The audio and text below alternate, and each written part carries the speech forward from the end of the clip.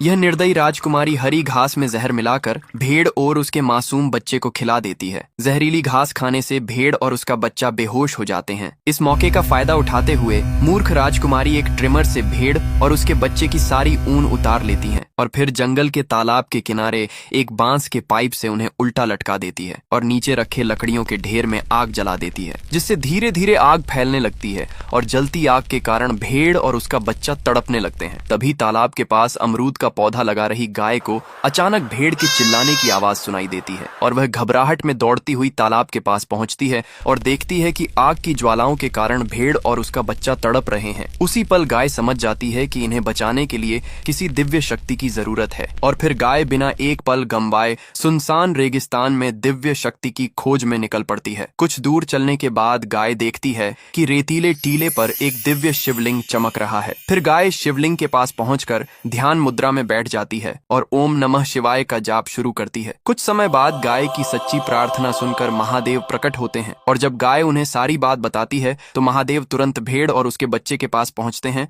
और अपने नीलकंठ स्वरूप में धीरे धीरे जटाएं खोलते हैं और अगले ही पल महादेव की जटाओं से गंगा की दिव्य धारा जलती लकड़ियों पर गिरने लगती है और आग पूरी तरह बुझ जाती है। फिर भेड़ और उसका बच्चा खुशी से नाचने लगते हैं, लेकिन फिर भी किसी ने महादेव की इस महान लीला को लायक नहीं किया।